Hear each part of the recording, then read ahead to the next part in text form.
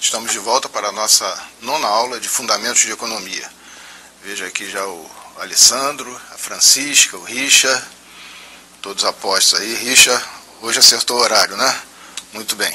Então, nós vamos conversar hoje continuar conversando sobre políticas econômicas do governo. Como nós vimos, nós estamos vendo desde esse segundo bloco da disciplina, nós estamos começando a examinar a macroeconomia, estamos examinando a ação do governo para estimular, manter o crescimento econômico. Então, hoje nós vamos entrar num aspecto muito importante, que é a da exportação e da importação, da política comercial e cambial do governo. Essas políticas são muito importantes nesse conjunto de medidas que o governo pode tomar para estimular o crescimento da economia e administrar o preço da moeda, enfim. Nós vamos ver todas essas relações entre as políticas, entre a política monetária, a política fiscal, a política cambial e comercial. Nós vamos ver hoje, nós vamos fazer um consolidado após a gente fazer essa apreciação aqui do como funciona essa questão da política de comércio exterior do país e da cambial. São duas muito interrelacionadas. Assim como a monetária e a fiscal têm uma relação, essas duas políticas também são muito próximas uma das outras. Mas todas essas quatro políticas, no conjunto, elas elas se interrelacionam muito fortemente. Nós vamos ver isso até o fim da nossa aula, nós vamos ver como ocorre essa interrelação. E faz parte de todas as conversas que nós vemos pela imprensa, pela mídia, de um modo geral, sobre políticas de governo. Muito bem. Quando nós estamos falando de política comercial, nós estamos falando de exportação e importação. Exportação de bens e serviços. Importação de bens e serviços. Ora, por que um país importa e um país exporta? Vou começar pela importação. Um país importa porque nenhum país é autossuficiente, produz tudo o que precisa. Tem essa condição de produzir tudo o que precisa. Mesmo para países como os Estados Unidos, que virtualmente têm capacidade de ficarem fechados e viverem deles mesmos, em tese pelo menos, né? Porque tem recursos naturais, tem tecnologia, tem capacidade produtiva, mesmo assim, para um país como esse, é necessário importar. É necessário até para regular o seu mercado, dar mais competitividade à economia. Então a importação é necessária porque nenhum país é autossuficiente. Ele precisa, para a manutenção da sua economia, atendimento das necessidades da população, ele precisa importar. O que importar vai variar de acordo com o país. Há países que vão precisar mais de recursos naturais, como o Japão. O Japão precisa importar minérios, petróleo, enfim, soja, grãos de um modo geral. O Japão é um país que não tem muitos recursos naturais, então ele precisa importar muito disso. Já o Brasil não, o Brasil tem muitos recursos naturais, tem tudo isso que eu falei, minérios, grãos, tem essa capacidade de ser considerado o celeiro do mundo, tem essa capacidade de exportar esses bens e de importar. O que o Brasil precisa mais? Produtos de tecnologia. Então o Brasil vai importar produtos de tecnologia. E outros, que cada país vai ter lá o seu quadro de necessidades para ser atendido pelas importações. Mas o fundamental é que numa economia livre, nós vivemos dentro de princípios de comércio internacional, predomina hoje em dia um princípio de liberdade de comércio, de livre comércio. O importante é que um país estando com as suas fronteiras normalmente reguladas para a livre transação, entrada e saída de mercadorias, é importante que vão entrar e sair todo tipo de mercadoria de acordo com os interesses dos consumidores e das empresas. E isso aí vai ajudar a equilibrar, a manter as economias como um todo bastante eficientes. Se a gente olha na história recente, com esse processo de globalização que se iniciou há 40, 50 anos, vamos colocar, se iniciou de forma mais forte, porque na realidade é um processo histórico muito mais longo de internacionalização das economias, de aproximação dessas economias pelo mundo todo, O mundo todo começa desde lá das grandes navegações lá dos portugueses e espanhóis. Se a gente olha nesse sentido, como que o crescimento do comércio, que se deu de forma muito mais acelerada a partir da Segunda Guerra, como ele trouxe um desenvolvimento muito forte das nações. A China é um grande exemplo disso. A China cresceu, vem crescendo a taxas muito altas há muitos anos, graças ao comércio exterior. E é por isso que um país exporta. Se ele importa para atender às suas necessidades, ele exporta para poder pagar essas necessidades. Ora, nós no mundo, nós não temos moedas com curso forçado, como nós temos aqui no Brasil. Nós vimos aqui, quando nós estudamos a moeda, quando nós estudamos política monetária, nós vimos que um país, ele tem a sua moeda nacional em que todos os seus habitantes são obrigados a aceitar aquela moeda como pagamento. No mercado internacional não existe tal moeda. O dólar é considerado uma moeda internacional e é uma moeda de ampla aceitação, por força de uma série de acordos internacionais que foram traçados especialmente a partir da Segunda Guerra. E o dólar funciona como a grande moeda internacional. Mas não só é o dólar, moedas como o euro, como a libra, como o franco suíço, outras moedas também têm essa função de funcionar como moedas internacionais. Elas têm essas funções por causa da aceitabilidade delas. Esse é um novo sentido de conversibilidade, que nós até conversamos na aula que nós vimos a questão da moeda, são as moedas que têm livre trânsito e aceitação internacional. Então, mas na verdade, o que essas moedas que têm esse trânsito, essa aceitação internacional, o que elas expressam de verdade é que um país vai obter essas moedas com a sua exportação. O que ele permite, na verdade, é que um país exporte mercadorias, quer dizer, as empresas desse país exportem mercadorias e com isso o país como que tem um crédito expresso em moeda, mas não necessariamente em moeda, papel moeda, em créditos bancários, em crédito nas instituições internacionais, em crédito em que ele possa importar, pagar as suas importações. É uma grande conta de compensação que se estabelece no mundo todo, expressa normalmente em dólar, normalmente é cursado também em dólar, mas pode ser em outras moedas, como disse, euro, franco, qualquer outra moeda.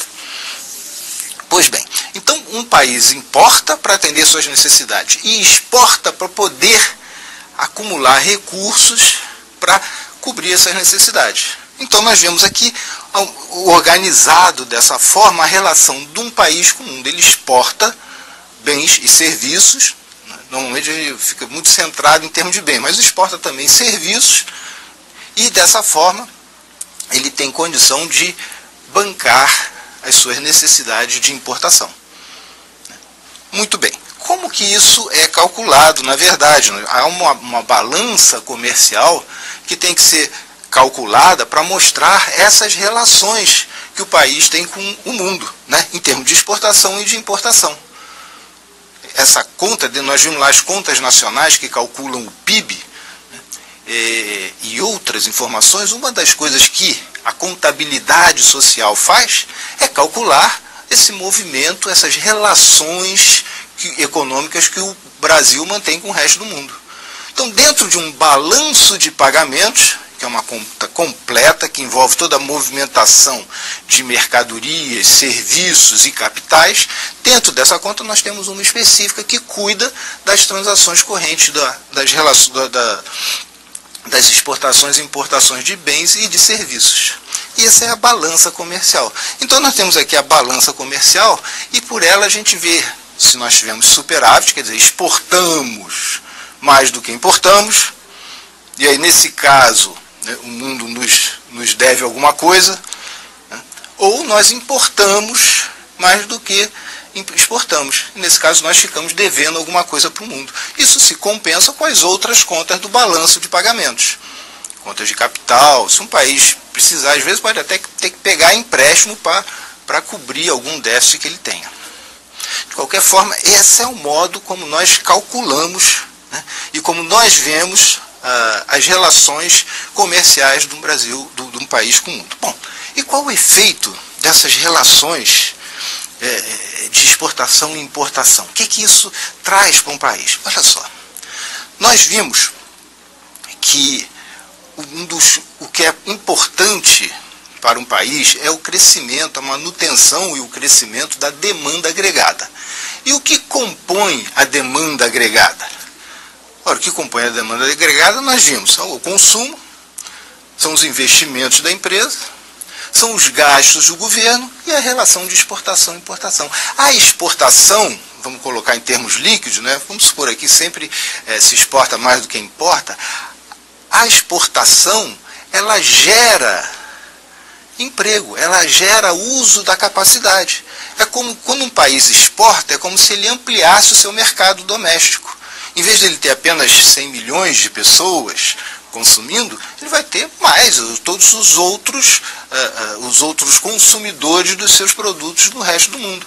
Então ele passa a ter um mercado não de 100 milhões, mas de 150 milhões, 200 milhões, absorvendo seus produtos.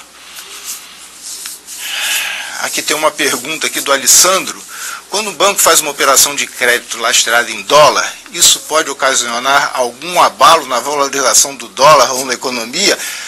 Com certeza, um banco só numa operação não seria o suficiente. Mas nós vamos ver daqui a pouco, nós vamos falar exatamente sobre essas operações e aí eu vou te responder mais exatamente essa sua pergunta. Mas claro, em tese, qualquer operação feita com dólar pode afetar o comportamento do dólar. Já voltamos a esse ponto, tá?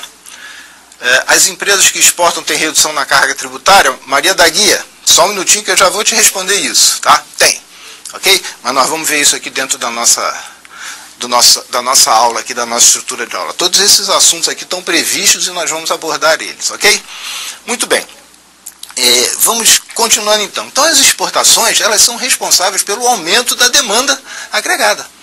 Muitos países baseiam seu modelo de desenvolvimento no crescimento das exportações. A própria China.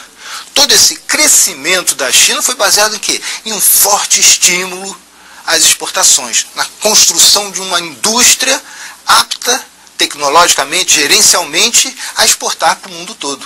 Todos os países orientais, praticamente, cresceram dentro desse mesmo modelo. O Japão, logo depois da Segunda Guerra Mundial, cresceu com esse modelo exportador. O Japão se tornou a economia uma das maiores do mundo, né, com uma população muito menor do que a chinesa, graças à exportação. A Coreia do Sul, graças à exportação.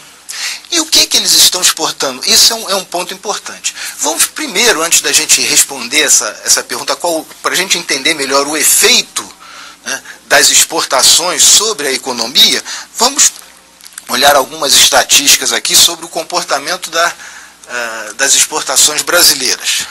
De 2009 até 2016, nós vemos que o Brasil, as exportações do Brasil vêm crescendo. Aqui a gente vai acompanhando aqui, olha, junto com o crescimento das exportações da economia chinesa, a economia brasileira foi crescendo. Isso é bom, nós vimos esse período aqui que nós tivemos, nesse início de século, um grande crescimento da nossa economia. E o comportamento das exportações mostra isso. Quer dizer, um dos responsáveis pelo crescimento da nossa economia foi exatamente o crescimento das exportações.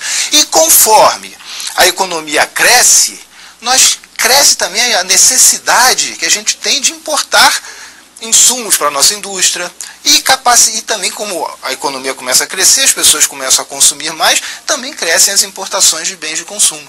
Então, ao longo desse período, até 2011, mais ou menos, as exportações brasileiras vieram crescendo muito. Desde o final do século passado até 2011, as exportações brasileiras vieram crescendo muito e as importações acompanhando.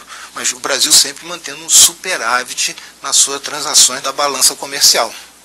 Depois de 2011, decresce o crescimento chinês. Olha como é que o mundo todo se relaciona. Conforme decresce a velocidade do crescimento chinês, o Brasil também passa a ter um encolhimento no seu crescimento. Diminui o seu crescimento. No início diminui.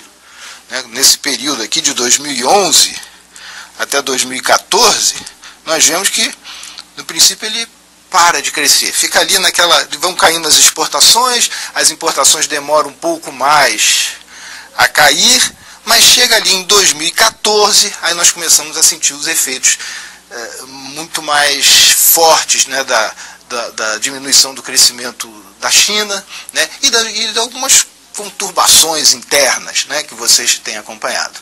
E aí a economia entra num período de recessão forte. E aí, veja só, caem as nossas exportações porque a China deixa de importar. Ao mesmo tempo, a atividade interna cai. Então, caem as exportações e caem também as importações. Porque as nossas indústrias já não estão produzindo tanto. Nem para exportar, nem para o mercado interno. A capacidade de compra do povo, em termos de produtos de consumo, também cai. Então, caem as exportações e caem as importações também. Mas, de qualquer forma, nesse período todo, tirando 2014, todos esses períodos foram mantidos superávites comerciais. Do ponto de vista da balança comercial, de qualquer forma. Então nós vemos aqui, né, esse comportamento da balança comercial brasileira, né, nesse último período. Qual o efeito disso? Vamos tirar uma radiografia de 2015. Aqui, ver o que está acontecendo com a economia nesse período. Quais os efeitos, né, que a balança comercial gera na nossa economia.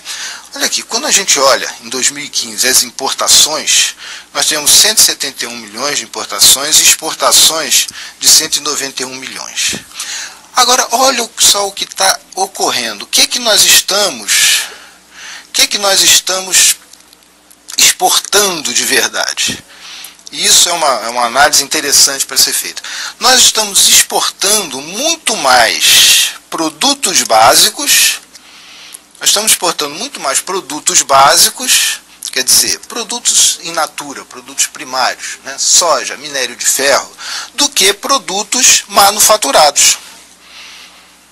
Veja só, 46% da nossa exportação é de produtos manufaturados e apenas, não apenas, né, 38% de produtos industrializados. Qual o efeito disso na economia? Na verdade, quando a gente exporta, um país exporta produtos manufaturados,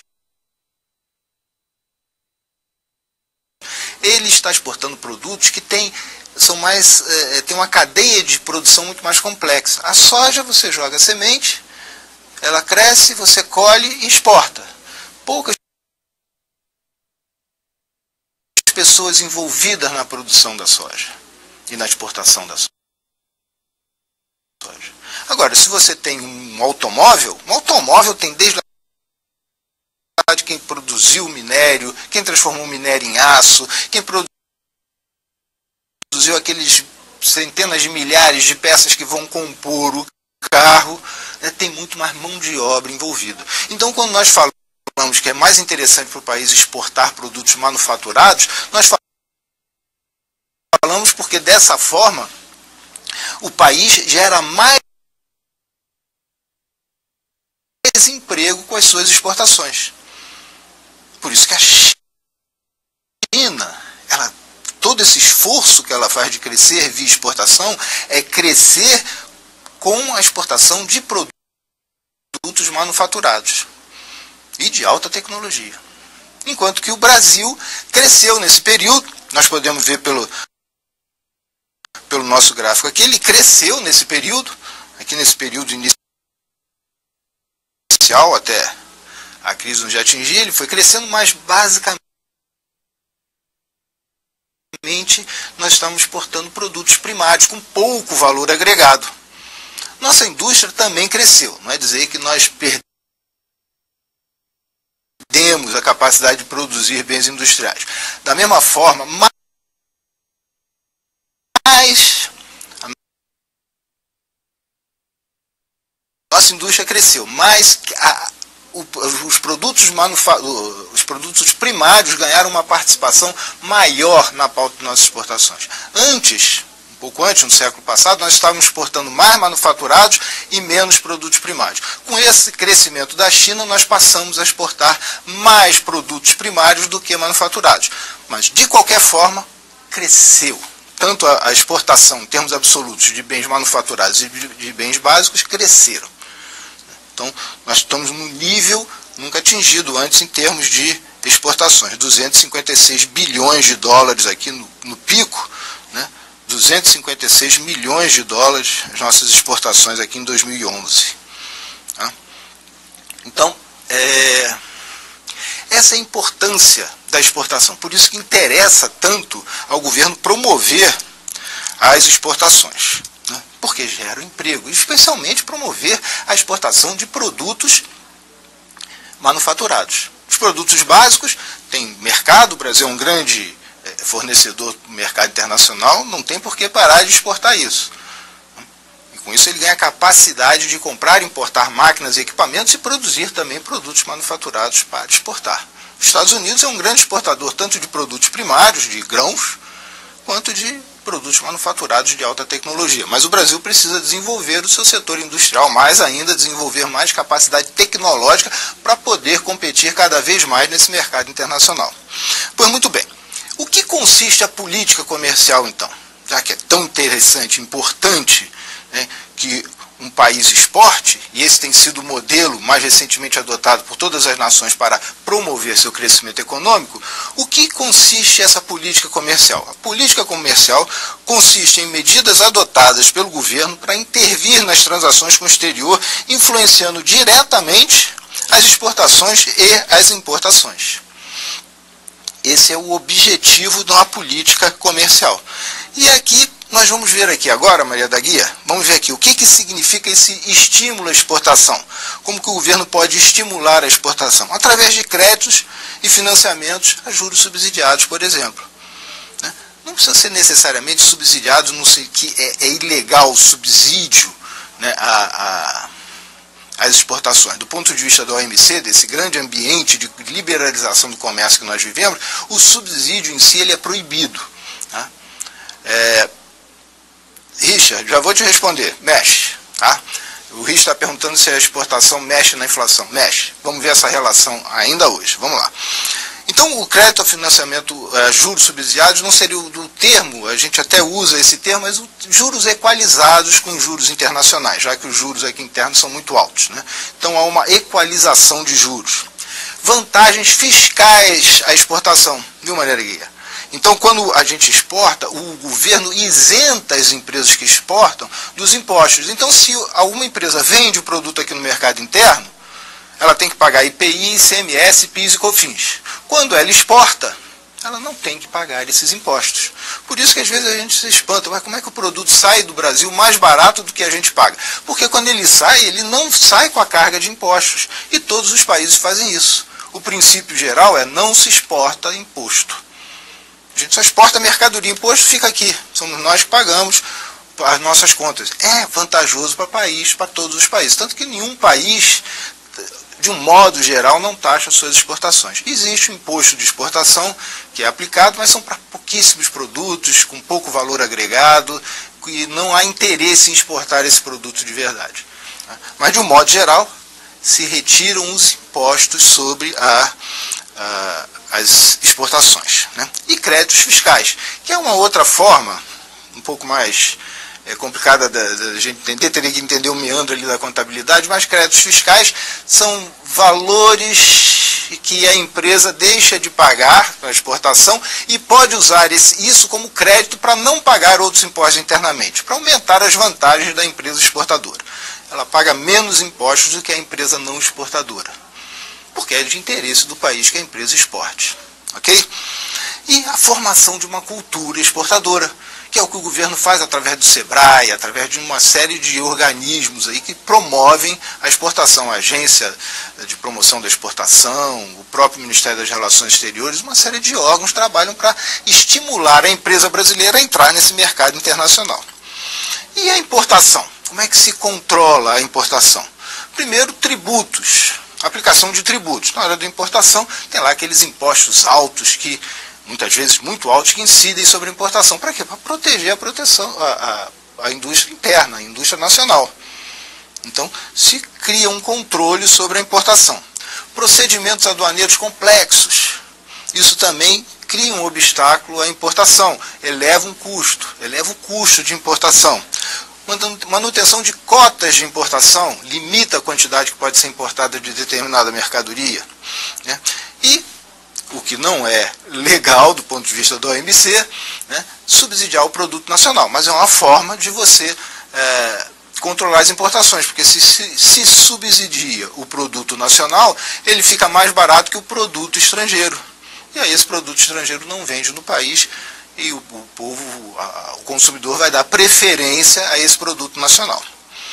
Essas são as formas. Então, a discussão que cabe, e é importante, é sobre protecionismo e políticas liberais de comércio. Resumindo essa grande polêmica, essa grande questão doutrinária sobre como as políticas de comércio exterior, né, de um país devem funcionar, nós vimos aqui uma série de argumentos em favor de um e de outro. Resumindo, é o seguinte: as políticas protecionistas defendem a indústria local. Perfeito, aumenta o imposto de importação e tal, defendem, elas podem continuar gerando emprego internamente. Mas a consequência negativa disso é que elas, por não terem que competir dentro do ambiente internacional, que é muito competitivo, elas se tornam ineficientes. Foi o que aconteceu com o Brasil na história, no final do século passado. Nossa indústria era muito protegida, se tornou ineficiente e quem pagou o preço, no fim das contas, fomos nós, os consumidores. Tínhamos produtos de qualidade inferior a um preço alto. Conforme a economia brasileira se abriu, as empresas tiveram que se tornar mais eficientes, entre outras coisas, para combater, né, para enfrentar a concorrência externa, né, e também para começar a atuar no mercado de exportação. E com isso houve uma melhora geral da economia, da capacidade produtiva do país. Então a ideia é a seguinte: a liberdade de comércio levou, de um modo geral, para o mundo todo, especialmente depois da Segunda Guerra Mundial, a um crescimento muito grande das economias, não só do nível de comércio, mas das próprias economias. Muitas economias prosperaram por conta da liberdade de comércio. Para haver liberdade de comércio, todos têm que permitir as importações. Não é um jogo simples, não é um jogo que seja jogado, nem sempre é jogado lealmente. Quem tem mais poder exerce esse poder, mas de um modo geral há uma certa liberdade maior, bem maior do que havia nessas trocas entre os países, e isso é muito benéfico para a gente. Muito bem. Agora tem um outro aspecto muito importante. Agora vamos entrar no câmbio. O câmbio afeta a nossa política comercial? Claro. O que é o câmbio? O câmbio é o preço da moeda estrangeira no país. Nós vamos falar de dólar.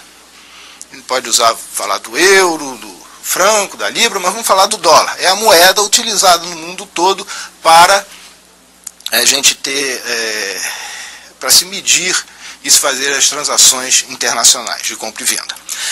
O câmbio indica quantas unidades da moeda nacional são necessárias para comprar uma unidade de moeda estrangeira. Por exemplo, $1 a gente paga R$ 3,20. Essa é uma taxa de câmbio. O que pode acontecer com essa taxa de câmbio? Qual o efeito da variação dessa taxa de câmbio? Vamos ver aqui. Olha aqui, nós estamos partindo dessa situação aqui em que nós temos $1 igual a R$ 3,20. O que acontece numa valorização do real? Quer dizer, o real fica valorizado em relação ao dólar. Em vez de eu precisar de R$ 3,20 para comprar $1, eu passo a precisar de R$ 3. Isso é uma valorização do real. Fica melhor para fazer um bocado de coisa. Para comprar em dólar fica melhor. E quando ocorre uma desvalorização do real? O dólar, em vez de eu comprar $1 com R$ 3,20, eu vou precisar de R$ 3,40. R$ 3,40 para comprar esse dólar. O real desvalorizou, perdeu o poder de compra nesse caso. Ok? Qual o efeito disso nas transações? Ora, quando há uma valorização do real, eu preciso de menos real para comprar dólar. Então é vantajoso para a importação.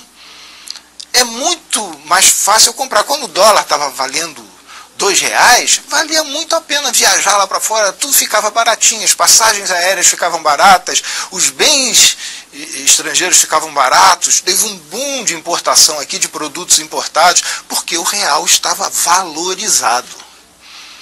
Agora, em contrapartida, as exportações perdem competitividade. Por quê? Porque a empresa brasileira, quando vende, vai obter menos reais para cada dólar vendido. Quando o real está desvalorizado, quer dizer, de 1 para 34. Isso aí é ruim para as exportações, porque para eu comprar $1 eu preciso de R$ 3,40, mais do que os 3 lá anteriores, né?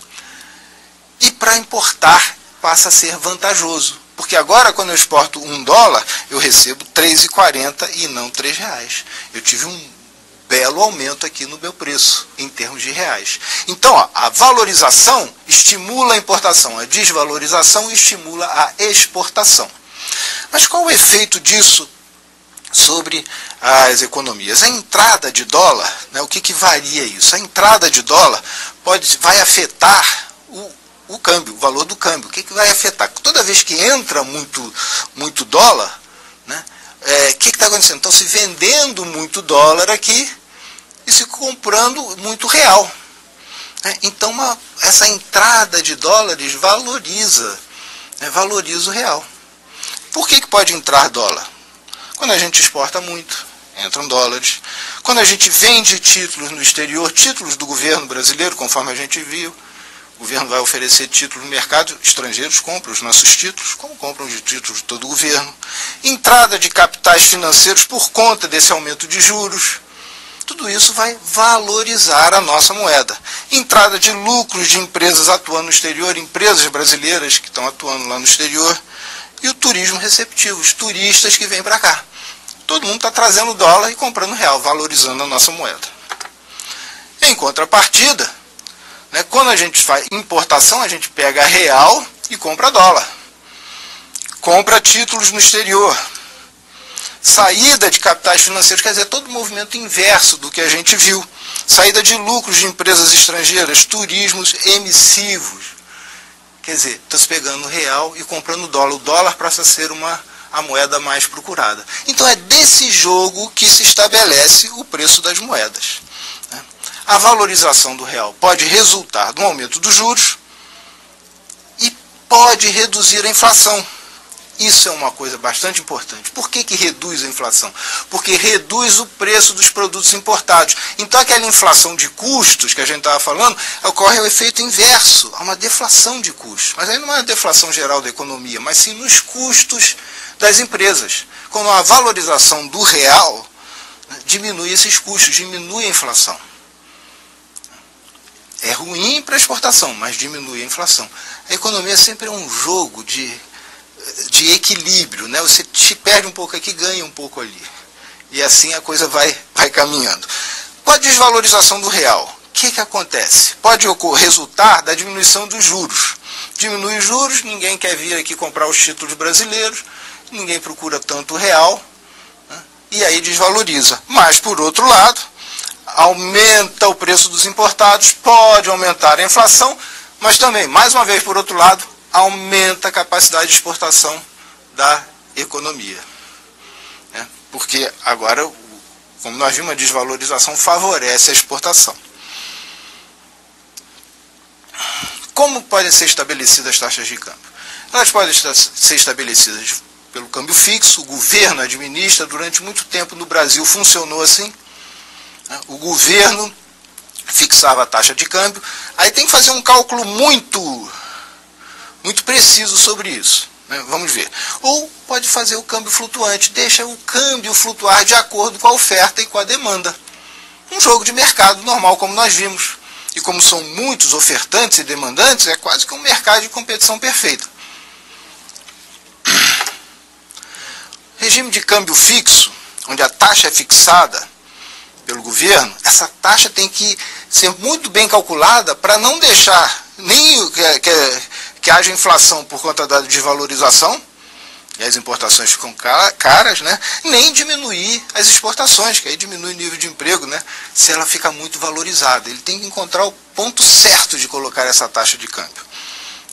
Agora, no regime flutuante, né, os ajustes vão ser feitos automaticamente, conforme haja uma maior demanda pelo real, conforme haja uma menor demanda pelo real. E aí o mercado vai se ajustando automaticamente. Está exportando muito, então está havendo uma grande oferta de dólar. Naturalmente, essa grande oferta de dólar vai fazendo com que o real se valorize, e aí aumenta as importações e diminui as exportações. O mercado vai meio que se regulando automaticamente em torno dessa flutuação, né? Mas, eu disse que funcionava como mercado quase de competição perfeita, né? Naquela forma que nós vimos na primeira metade das aulas. Mas tem o Banco Central, que é um grande interventor, e ele pode entrar aí para alterar essa flutuação. Se ele sente que o real está desvalorizando muito ou valorizando muito, né, não ajudando de uma forma ou de outra a política econômica, o Banco Central pode intervir. E de uma tacada só, o Banco Central pode vender 400 milhões de dólares, ou comprar 400 milhões de dólares, ou aumentar os juros, e aí interferir na taxa, nessa taxa de câmbio. É chamada flutuação suja. De uma forma ou de outra, todos os bancos centrais, eles não entram muito não. O Banco Central entra muito pouco nisso atualmente, mas está sempre vigiando ali como é que está se comportando o câmbio de um país, para que isso não altere os seus interesses, né, de política econômica. Muito bem. Vamos ver agora aqui, ó, qual o efeito das políticas do governo, dessa inter-relação entre política monetária, política cambial, né, para o crescimento econômico. Vamos supor aqui que tenha se implementado uma política monetária restritiva, como algum tempo atrás nós tínhamos. A economia está crescendo muito, muita inflação, então vamos fazer o seguinte, vamos impor uma política monetária restritiva. Agora eu acho que estou respondendo a pergunta do Richard, por exemplo. Então vamos lá. Muita inflação, economia superaquecida e tal, vamos colocar uma política restritiva. Então se aumenta a taxa de juros. Ora, quando aumenta a taxa de juros, olha lá, Richard, né, professor de exportação média na inflação, vamos ver agora, Richard. Quando você aumenta a taxa de juros para segurar a economia, o que vai acontecer? Vão entrar dólares no país, não é isso? Entram dólares no país, né? Entram dólares no país e isso provoca uma valorização do real, uma desvalorização do dólar. Porque entrou muito dólar, o dólar começa a desvalorizar e valoriza o real. Quando valoriza o real, qual é a consequência disso? Cai o preço dos produtos importados. Passa a ser negócio importar. Ora, e com isso faz com que haja uma menor pressão inflacionária, porque o preço dos produtos importados, seja lá de que forma for, eles caem. Então eles vão pressionar a inflação para baixo. Seja porque são insumos, e aí o custo das empresas vai diminuir, seja porque são bens de consumo, isso faz com que, como os consumidores vão preferir esses bens importados, diminui a pressão de consumo sobre a empresa nacional e ela leva ela a baixar o preço. E finalmente, com essa menor pressão inflacionária, nós temos como resultado um aumento das importações e uma redução das exportações. E aí tem um problema, quando se aumenta a taxa de juros, olha só, caem as exportações. Se caem as exportações, as empresas brasileiras estão vendendo menos. Cai a atividade econômica, no nível de atividade econômica. Vale a pena exportar, né? Mas vale a pena exportar, mas ela diminui, continua valendo a pena exportar, mas ela diminui essa vantagem que as empresas têm na exportação. Há uma redução na exportação. Então, esse é o efeito de uma política monetária restritiva. Aumenta-se a taxa de juros, o resultado final lá é uma queda na atividade econômica como um todo. E aí, pelo efeito multiplicador, né, que nós vimos, vai caindo para frente. Caem as exportações, a empresa investe menos, aí emprega menos, aí cai o consumo interno. Nós entramos num círculo de esfriamento, que é o objetivo de uma política monetária restritiva, refrear o crescimento da economia e da inflação. Aí segura a inflação, mas segura também o crescimento da economia. Há pouco tempo nós passamos por isso. Bom, vamos ver agora o efeito inverso, uma política monetária expansionista. Então o governo vai, como agora, reduz a taxa de juros. Agora nós estamos passando exatamente por isso. Reduz a taxa de juros. E aí o que acontece? Reduz a taxa de juros, ninguém mais quer ficar investindo em títulos brasileiros, nem em outras coisas, nem em outros títulos financeiros. Saem dólares do país. Ora, saem dólares do país, o que vai acontecer? Quem tem real está comprando dólar. Valoriza o dólar e desvaloriza o real. Desvaloriza o real, aumenta o preço dos produtos importados. Isso faz com que haja uma maior pressão inflacionária. Aumenta o preço dos produtos importados, aumenta a pressão inflacionária. Por quê? Porque os insumos agora estão mais caros. Porque o concorrente nacional agora está lidando com um concorrente que tem preço maior, mais caro. Então essa maior pressão inflacionária faz com que tenha como resultado duas coisas. Um, reduz as importações. Mas por outro lado, como houve uma desvalorização do real, nós temos um aumento das exportações. E aí então as empresas voltam a exportar, se nós estivermos falando de uma empresa com capacidade de exportação, as empresas voltam a exportar, voltam a empregar, voltam a investir, e aí a economia pode entrar num sentido de crescimento, se ela tiver um grau de abertura razoável para o comércio externo. Aí a economia cresce. Vocês viram como se relacionam, então, essas políticas, política monetária, política cambial, e nós vimos que, e a política de comércio exterior, e nós vimos que a política monetária se relaciona muito com a política fiscal, na forma que se relaciona. Então esse esquema aqui nos ajuda a entender como funciona esse jogo todo que nós vemos hoje nos jornais, na mídia de um modo geral, onde estão se buscando crescimento econômico. Atualmente nós estamos com condições, nós vimos até a notícia na aula passada, de uma política monetária expansionista. Nós temos condições disso e com isso a economia volta a crescer. Quando o banco faz uma operação de crédito lastreado em dólar, foi o que o Alessandro perguntou lá no início, né? Isso pode ocasionar algum abalo na valorização do dólar na economia? Sua pergunta está respondida, não está, Alessandro? Né? Toda vez que nós temos uma situação em que saem dólares do país, por exemplo, nós temos uma situação de desvalorização do real e aí nós vamos ter uma situação de crescimento. Ou ao contrário, dependendo do tipo de operação que o banco está fazendo, se é de entrada ou de saída. Mas um banco não tem essa capacidade de interferir no sistema como um todo. Nós estamos falando em tese, né? Quando nós temos um movimento majoritariamente de entrada de dólar ou um movimento majoritariamente de saída de dólar. Estamos falando da economia como um todo, macroeconomia, que é o que nós estamos estudando. Ok? Finalmente, Maria da Guia, sua pergunta foi respondida, né? Questão de cargas tributárias. As empresas que exportam efetivamente têm redução na carga tributária. Ok?